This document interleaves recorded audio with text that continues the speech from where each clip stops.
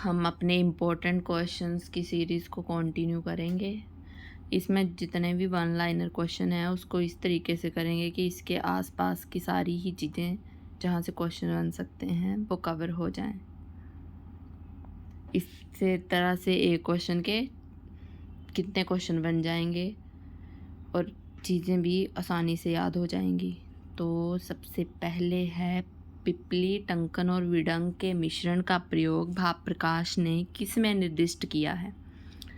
तो PVT, इससे याद रख लेंगे पिपली, विडंग और टंकन। एक साइन हमने पहले भी पढ़ा हुआ है, किसमें? एक है मर्फी स्ट्रेड, एक है मर्फी साइन। पेन, वॉमिटिंग और फीवर किस में आता है?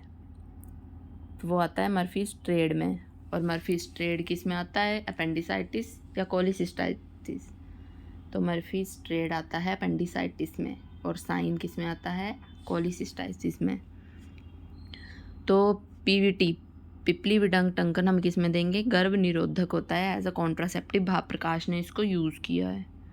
अब नेक्स्ट है चर का अनुसार पंचम मास में गर्भिणी में क्या लक्षण मिलता है? तो गर्भिणी क्या हो जाती है? क्रिच। अब क्वेश्चन ऐसे आएगा कि किस मास में गर्भ क्रिच हो जाता है? तो आंसर क्या लगेगा? 5। और अगर 5 आंसर लगा दिए तो आंसर क्या हो जाएगा? गलत, क्योंकि मैंने कहा है कि 5वें मास में गर्भ क्या हो जाता है? गर्भ नहीं हो जाता, गर्भिणी क्रिच होती है। तो इसका ध्यान रखना है। उधर क्वेश्चन में इन्होंने गर्भिणी की जगह दिया होगा गर्भ और आंसर क्या लगा दोगे? 5, जो क्या हो जाएगा? गलत। नेक्स्ट है स्त्रावी अर्श की चिकित्सा में किसका प्रयोग करते हैं? तो कुटज और नागकेसर का। तो अष्टांग हृदय ने अर्श में क्या यूज़ करने को कहा है? उसने सिंपल भलातक। और अष्टांग संग्रह ने शुष्क अर्श में और आर्द्र अर्श में बताया है। तो अष्टांग संग्रह ने क्या क्या बताया है? जो स्त्रावी अर्श है उसमें कुटज और नागकेसर, और जो शुष्क अर्श है उसमें क्या करना है? भलातक और चित्रक। भलातक और चित्रक। मिनट आ जाएगा भलातक और चित्रक। ठीक। और अब क्वेश्चन और क्या बन सकता है कि जो महाकक्षाएं हैं किस चैप्टर में वर्णन है? चरक सूत्र 4 में। अर्शोगन महाकक्षाएं में भलातक का वर्णन है कि नहीं है? तो अर्शोगन महाकक्षाएं में भलातक का वर्णन नहीं किया गया है। ठीक। तो कितने क्वेश्चन तैयार हो गए इससे? नेक्स्ट है विषकंभ किस रोग से संबंधित है? तो विषकंभ किससे संबंधित है? मूड गर्भ से। पहले तो क्वेश्चन इसमें बनेगा कि विषकंभ मूड गर्भ का वर्णन किसने किया है? तो किसने किया है? भागवत ने, जो कि कितने बताए हैं? 2। अब टोटल मूड गर्भ की गतियाँ कितनी हैं? 8। उसमें से जो लास्ट की 2 हैं जो हैं असाध्य, उनको कहा गया है विषकंभ। तो वो कौन कौन सी हैं उनको याद रखेंगे? JP, PJ। JP से आ जाएगा जटिलोद्य प्रतिखुर और PJ से आ जाएगा पाद जानू। तो JP PJ से याद रखेंगे ये कौन सी गतियाँ हैं? विषकंभ गतियाँ हैं, जो कि क्या होती हैं? असाध्य। अब और क्वेश्चन बन सकता है इसमें कि अष्टांग संग्रह ने कितनी गतियाँ बताई हैं इसकी? तो अष्टांग संग्रह की कितनी गतियाँ हैं? 3। और सुश्रुत की 8। 3 कौन कौन सी हैं अष्टांग संग्रह की? उधर्व, तिर्यक और न्युब्ज। ठीक। अब नेक्स्ट है प्रकुपित कफ गले के अंतः प्रदेश में स्थित हो जाए और शीघ्र ही शोथ उत्पन्न करे। अगर तो क्वेश्चन आएगा कि शीघ्र ही शोथ उत्पन्न करे, मतलब एकदम से ही शोथ उत्पन्न कर दे, तो आंसर क्या लगेगा? गल ग्रह। अगर क्वेश्चन सेम दिया है, शीघ्र की जगह लिखा है दीर्घ काल में शोथ उत्पन्न करे, तो आंसर इज तब क्या लगेगा? गलगंड। गलगंड में क्या होगा? जो शोथ है उसको दीर्घ काल में उत्पन्न करता है, और जो गलग्रह है उसमें शोथ जो है वो शीघ्र ही उत्पन्न हो जाती है। ठीक। उसके बाद जिस पार्श्व में मनुष्य अधिक सोता है उसी तरफ उसको गले में जो है वो ये रोग होता है। तो ये किसके लिए कहा गया है? विदारी के लिए। तो अब पता होना चाहिए विदारी कहाँ से लिया गया है, कौन सा रोग है। अब गले में है तो इसको गल रोग, ठीक है। जो कंठ रोग है उसके अंदर आता है विदारी, जिसको षाढ़ंगर ने गल रोग नाम से कहा है। तो कंठ रोगों को षाढ़ंगर ने किस नाम से कहा है? गल रोग नाम से। विदारी किस में आया? कंठगत रोगों में। और इसमें कौन सा दोष होता है? तो पित्त दोष होता है, ठीक है।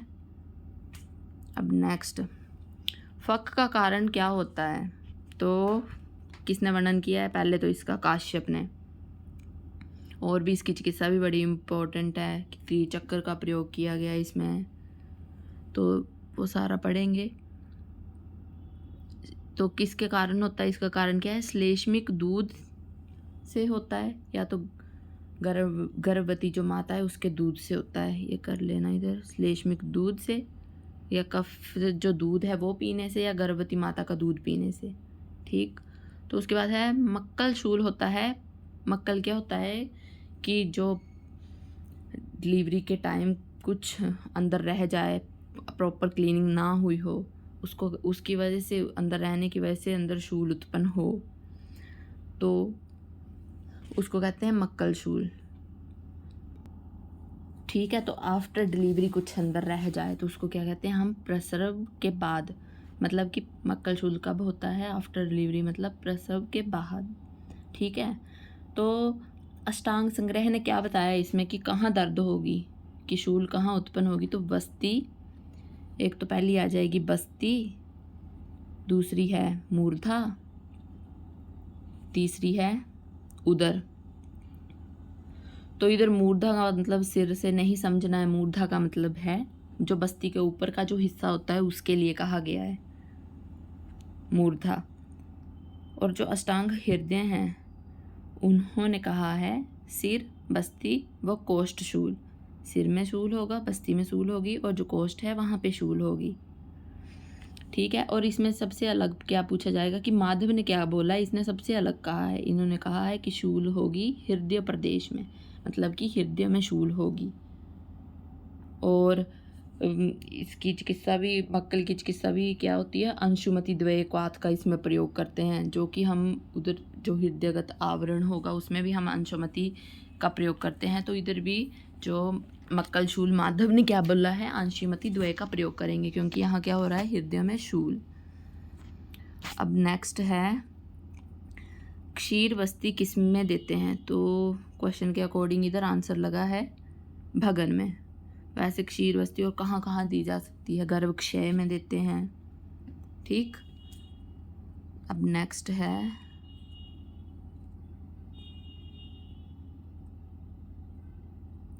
भेषज्य रत्नावली के लेखक, तो ये तो चलो गोविंदास सेन। अब नेक्स्ट, स्त्रोतस कुंडली सम जरायु नाम परिवीतम, ये श्लोक किसके लिए कहा गया है? तो गर्भाशय के लिए। इसको कैसे? गर्भाशय का कुंडल, अब जो बच्चा अंदर है वो नाड़ी से जो है वो ऐसे घिरा होता है, मतलब नाड़ी कैसी होती है? कुंडल कुंडल ऐसे होती है ना, तो बच्चे के ऐसे फोल्ड होता है उस पर। और जरायु मतलब उसके ऊपर कवरिंग होती है, कुंडल सम और कवरिंग होती है, तो वो किसके लिए कहा गया है? गर्भाशय के लिए। नेक्स्ट इज मैथुन का निषेध किस में है? तो किस किस में है? रजस्वला में, गर्भिणी में, योनि रोगों में। ऐसी बहुत सी चीज़ें हैं जिसमें मैथुन का निषेध है, बट ऑप्शन में ये 3 होंगी, तो इन सभी में ही बताया गया है। वैसे जो भगंदर है उसमें भी 1 साल तक मैथुन का निषेध बताया गया है, कि उसके ट्रीटमेंट के बाद 1 साल का जो वो निषेध है, ठीक है। तो ये हो गया हमारे आज टोटल क्वेश्चंस। एक क्वेश्चन के अराउंड की जितनी भी चीज़ें साथ में करेंगे तो एक पूरा टॉपिक कंप्लीट हो जाता है। अब नेक्स्ट लेक्चर में करेंगे बाकी के क्वेश्चंस।